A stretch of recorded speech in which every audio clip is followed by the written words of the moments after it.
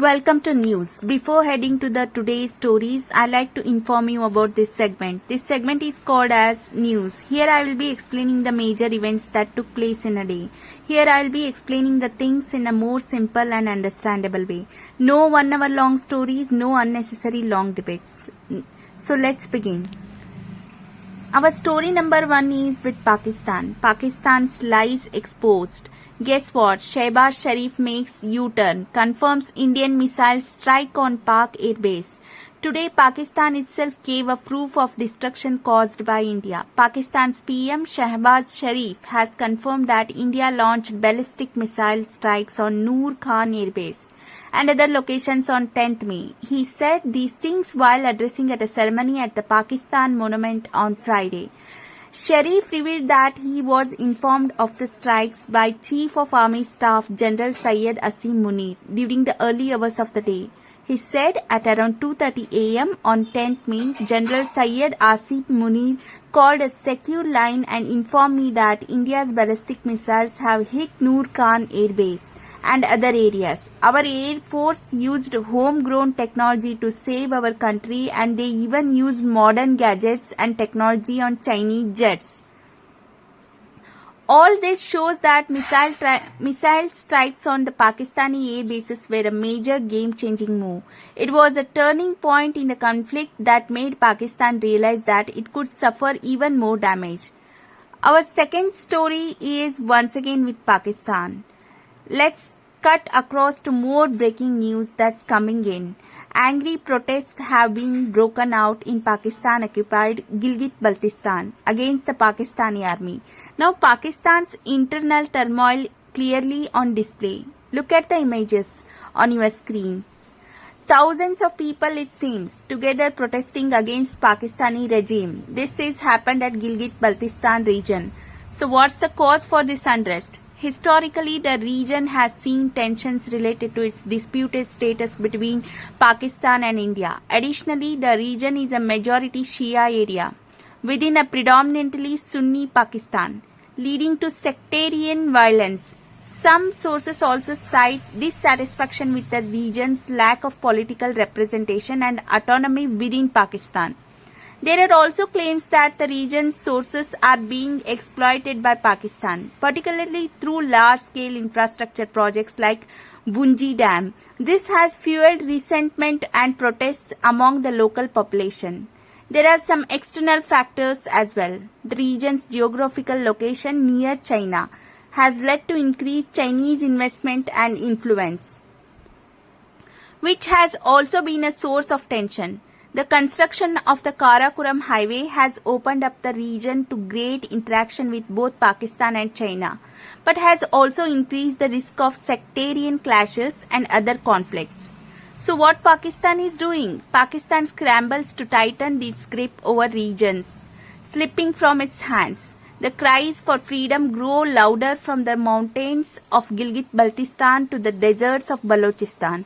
I think we have already witnessed that Balochistan has already declared its independence from Pakistan.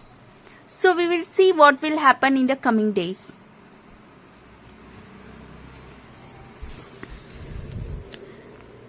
This is a very bad situation for Pakistan, I guess.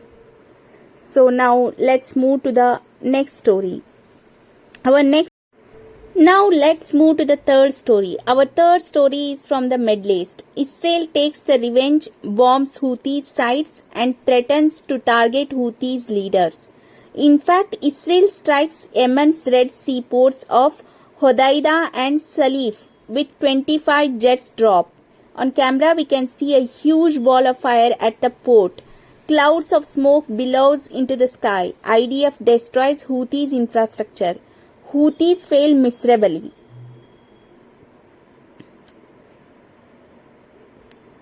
Our next story is related to Turkey. On India, everyone is saying that boycott Turkey. Why Indians are saying that? Because of national security.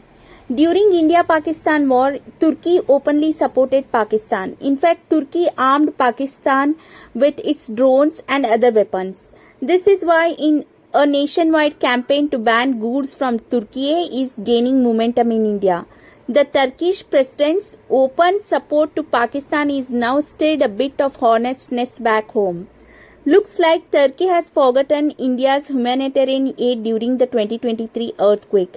There is a quote, "A friend in need is a friend indeed," which essentially means that the one who helps you in a different time is someone whom you can rely upon. When Turkey was hit by devastating earthquake in 2023, India sent help. India sent relief material under Operation Dost. Friendship was the cornerstone of India's sentiment. India sent Garuda aerospace drones to help across in Turkey. Now Erdogan said the Turkey will continue to back the quote-unquote brotherly people of Pakistan in some good and bad times. The Turkish president in fact went on to state that his telephonic conversation with Pakistan's PM Shahbaz Sharif was very important. Erdogan also congratulated the people of Pakistan for their quote-unquote patient, sensible and moderate attitude during the India-Pakistan military escalation. Now in the wake of Istanbul's military help for Pakistan, India's largest marble export hub has halted imports from Turkey. Now Turkey interestingly supplies nearly 70% of India's foreign marble. Now Apple traders in Pune have also stopped buying Turkish produce. Meanwhile, this is not just for Turkey. Even for Azerbaijan, also similar kinds of words we are getting to hear across the country. Now we will head to today's last story. Our last story is related to Shashi Tharoor. He is a Lok Sabha MP from Thiruvananthapuram, Kerala since 2009. Now he is picked to lead delegation on Operation Sindoor. It's India's global diplomatic outreach following Operation Sindoor and the recent terrorist attack in Pahalgam. These all-party delegations will visit strategic partner nations including member of the UN Security Council. With respect to this, Shashi Tharoor, I said that I am honored by the invitation of the Government of India to lead an all-party delegation to 5 key capitals to represent our nation's point of view on recent events. So listen in what he is saying.